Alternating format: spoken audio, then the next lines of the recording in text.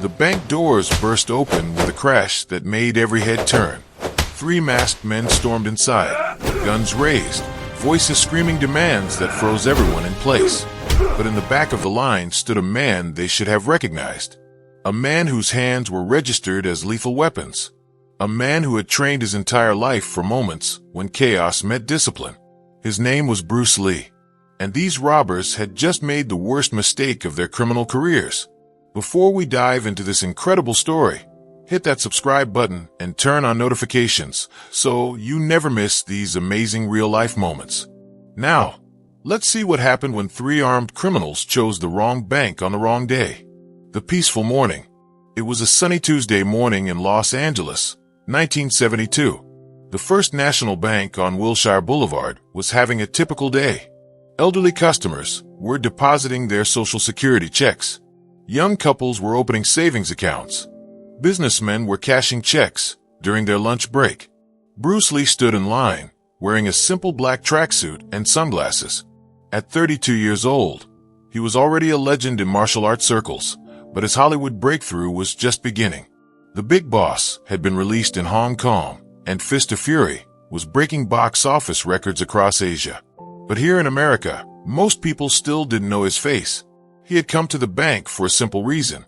He needed to deposit a check from his recent film work and withdraw some cash for his family's weekly expenses. His wife, Linda, was at home with their two young children, Brandon and Shannon. Bruce had promised to pick up groceries on the way back. The bank was busy that day. About 20 customers were scattered throughout the lobby. Tellers were working behind their glass windows, counting money and processing transactions with practiced efficiency. Security guard Henry Martinez, a 58-year-old veteran, stood near the entrance, his hand resting casually on his belt. Everything seemed peaceful, normal, safe. The characters in the bank. Among the customers was Margaret Chen, a 67-year-old grandmother who had immigrated from China 40 years ago. She was depositing money she'd saved from her small restaurant. Her hands trembled slightly as she filled out the deposit slip. Her reading glasses perched on her nose. There was also Robert Jenkins, a 45-year-old construction worker, still wearing his dusty work boots. He was sending money to his elderly mother in Texas, who needed help with medical bills. He checked his watch repeatedly, worried about getting back to the job site on time. Young couple Sarah and Tom Williams were opening their first joint account after getting married 3 weeks ago. They held hands nervously, excited about starting their life together. Sarah kept smoothing down her new dress, wanting to look professional for this important moment. The bank manager, Mr. Peterson, a distinguished 52-year-old man with silver hair and wire-rimmed glasses, sat in his glass office reviewing loan applications. He had worked at this bank for 23 years and prided himself on knowing most of his regular customers by name. Bruce stood quietly in line, patient and observant. His martial arts training had taught him to always be aware of his surroundings. He noticed the security guard's relaxed posture. He saw the elderly woman struggling with her paperwork. He observed the nervous young couple and the tired construction worker. But he also noticed something else, something that made his instincts sharpen. The warning signs. A dark blue van had been circling the block 3 times in the past 10 minutes. Bruce had seen it through the bank's large front windows. The van's windows were tinted too dark to be legal. It slowed down each time it passed the bank's entrance. Bruce's training kicked in automatically. In martial arts, you learn to trust your instincts. Your body knows danger before your mind can explain it. The hairs on the back of his neck stood up. Something felt wrong. He glanced at the security guard, but Henry Martinez was chatting with the teller, completely unaware. The other customers were absorbed in their own business, filling out forms, counting cash, or staring at their watches. Bruce shifted his position slightly, moving toward the side of the line, where he had a better view of the entrance. In martial arts, positioning is everything. He didn't know what was coming, but his body was preparing automatically. Then, at exactly 11:47 a.m., the blue van screeched to a stop directly in front of the bank. The robbery begins. 3 men exploded through the bank doors like a hurricane of violence and fear. They wore black ski masks and dark clothing. 2 carried shotguns. The third, who seemed to be the leader, wielded a large revolver that he waved wildly in the air. Everyone on the ground. Now, this is a robbery, the leader screamed, his voice raw with adrenaline and aggression. Anyone moves, anyone tries to be a hero, and people die today. The sound of their entrance was deafening. Glass doors crashed. Boots thundered on marble floors. Guns clicked as they were cocked and ready. Several customers screamed. Others dropped immediately to the floor, their hands over their heads. Margaret Chen, the elderly Chinese grandmother, let a cry of terror and stumbled, falling hard on her knees. Her purse scattered across the floor, family photos spilling out. Sarah Williams, the young bride, burst into tears, clinging to her husband who tried to shield her with his body. "I set everyone down," the leader roared, firing a shot into the ceiling. The explosion was deafening in the enclosed space. Pieces of plaster and dust rained down. Now everyone was screaming, diving to the floor in panic. Everyone except Bruce Lee. The confrontation builds. He stood perfectly still, his body relaxed but ready. He had removed his sunglasses and was watching the three men with the calm focus of a predator studying its prey. His martial arts training had prepared him for this moment his entire life. The leader spotted him immediately. "You, Chinese guy. I said get on the ground."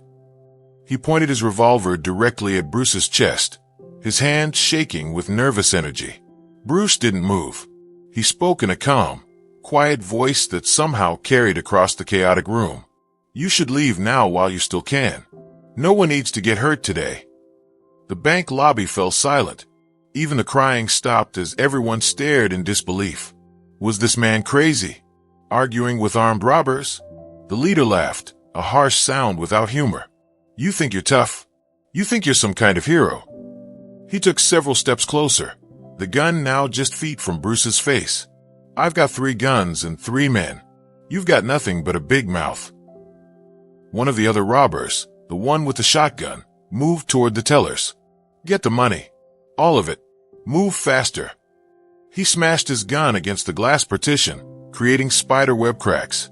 The tellers, mostly young women, sobbed as they opened their drawers with trembling hands. The third robber began moving through the customers on the floor, grabbing purses and wallets. He kicked Robert Jenkins, the construction worker, in the ribs when he didn't move fast enough. "Come on. Jewelry, watches, phones. Everything in the bag." Margaret Chen cried out in Cantonese, pleading for mercy as the robber yanked a jade bracelet off her wrist, a family heirloom from her grandmother that she'd worn for 40 years. Bruce's decision. Bruce watched all of this happening in seconds that felt like hours. His mind was calculating rapidly. 3 armed men, 20 terrified civilians, closed space with limited exits, high risk of casualties if this escalated. But he also saw something the robbers didn't see. He saw their inexperience, the way their hands shook, the way they kept looking at each other for reassurance, the way they were standing too close together, blocking each other's line of fire. These weren't professional criminals. They were desperate amateurs who had watched too many movies. "Last chance," Bruce said quietly to the leader. "Take your friends and leave. The police are already on their way. You can still escape without anyone getting hurt." The leader's face, visible only through the eye holes of his mask, showed rage and something else, fear. Fear was dangerous. Fear made people unpredictable and violent. "You know what?" the leader snarled. "I'm going to teach you a lesson about respect." He turned to one of his partners. "Grab him. We're taking him with us as a hostage. Let's see how brave he is then." The second robber, a large man over 6 feet tall and probably weighing 220 pounds, approached Bruce with his shotgun raised. "Move it. You're coming with us." Bruce didn't move. His hands remained loose at his sides. His breathing was slow and controlled. His eyes never left the 3 men, tracking their positions like a chess master, seeing 12 moves ahead. "I'm giving you one more warning," Bruce said. "I don't want to hurt you, but I will defend myself and these people if I have to." The large robber laughed. "You're going to defend yourself." He reached out to grab Bruce's arm. Against this, what happened next would be talked about in that bank for decades. The lightning strike. Bruce Lee moved. To the customers cowering on the floor. It looked like he simply disappeared and reappeared in a different position. One moment he was standing still. The next moment, the large robber was on the ground, his shotgun sliding across the floor, and Bruce was holding the man's wrist in a lock that made him scream in pain. The entire movement took less than 2 seconds. Bruce had used a technique called Pak Sao, a trapping hand movement from Wing Chun Kung Fu. He deflected the shotgun barrel with his left hand while simultaneously striking the robber's wrist pressure point with his right. The pain was instant and overwhelming, forcing the man to drop the weapon automatically.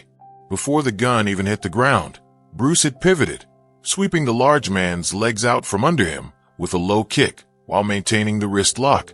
The robber crashed onto the marble floor with a sound like a sack of concrete, all the air knocked out of his lungs. The leader stood frozen in shock for exactly 1.2 seconds. That was 1.2 seconds too long.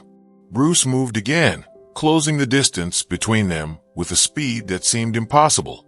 The leader tried to aim his revolver, but Bruce's hand was already there, redirecting the gun's barrel toward the ceiling with a technique called Bong Sao, the wing arm. The gun fired, the sound deafening. Plaster exploded from the ceiling again, but no one was hurt because Bruce had controlled exactly where the gun was pointing. In the same fluid motion, Bruce struck the leader's solar plexus with a punch that traveled only 6 inches, but contained all the power of his legendary 1-inch punch. The leader's eyes went wide. His mouth opened in a silent gasp. He couldn't breathe, couldn't think, could only feel the impossible pain radiating through his torso. Bruce caught the revolver as it fell from the leader's nerveless fingers, then gently pushed the man away. The leader stumbled backward 3 steps and collapsed onto a leather couch in the waiting area, still trying to remember how to breathe. The final robber, the third robber, who had been collecting valuables from the customers, now faced a terrible choice. His 2 partners were down. This small Chinese man in a tracksuit was holding a gun and didn't look even slightly concerned. "Don't," Bruce said simply, pointing the revolver at the floor, not at the man. "Just put down the shotgun and lie on the ground. It's over." The third robber's eyes darted to the door. He was calculating whether he could make it to the van. Bruce could see the decision forming in the man's mind. "You won't make it," Bruce said, his voice still calm. "I'm asking you politely. Put down the gun." For a long moment, nobody moved. The bank was completely silent except for the heavy breathing of the injured robbers and the quiet sobbing of some customers. Then the third robber made his choice. He dropped the shotgun, raised his hands, and knelt on the floor. "Don't hurt me, man. Please. I'm done. We're done." Henry Martinez, the security guard, finally sprang into action. He'd been frozen in shock during the entire confrontation, unable to process what he'd just witnessed. Now he grabbed his radio and called for police backup, his voice shaking with adrenaline. The revelation. Bruce carefully engaged the safety on the revolver and set it on the teller's counter. Then he moved to check on the customers, helping Margaret Chin to her feet and returning her scattered photos. "Are you okay, grandmother?" he asked her in Cantonese. She stared at him with wide eyes, then suddenly gasped. "You're Bruce Lee. You're the martial artist from the movies." Other customers, who had been too terrified to look up, now stared at him in amazement. Word spread quickly through the lobby. "That's Bruce Lee, the Kung Fu guy from Hong Kong. I saw his movie last month. He just took down 3 armed robbers like it was nothing." Robert Jenkins, the construction worker, stood up slowly, holding his bruised ribs. "Man, that was the most incredible thing I've ever seen in my life. You moved like lightning." Sarah Williams, the young bride, was crying tears of relief now instead of fear. "You saved us. You saved everyone. Thank you so much." Mr. Peterson, the bank manager, emerged from his office where he'd been hiding, his face pale. "Mr. Lee, I don't know what to say. You just prevented what could have been a tragedy." Bruce simply nodded. "I'm glad no one was seriously hurt. That's what matters." The aftermath. Police arrived within 4 minutes, their sirens wailing. They swarmed into the bank, expecting a hostage situation or worse. Instead, they found 3 subdued robbers, one still gasping for air, one nursing a sprained wrist, and one lying face down with his hands behind his head. Detective Sarah Morrison took statements from everyone. The witnesses could barely contain their excitement as they described what they'd seen. "Officer, he moved so fast I couldn't even see it. Those robbers didn't stand a chance. He was like a superhero, but real." Margaret Chun insisted on giving her statement in both English and Cantonese, making sure the police understood that Bruce Lee had not only saved their money, but also their lives. She retrieved her jade bracelet from the evidence bag and clutched it to her chest, tears streaming down her face. The local news arrived shortly after, their cameras capturing footage of Bruce Lee giving a calm, modest interview outside the bank. "Mr. Lee, you single-handedly stopped 3 armed robbers. How did you do it?" Bruce smiled slightly. "I didn't want anyone to get hurt, including the robbers. My training taught me to control situations with minimum force necessary.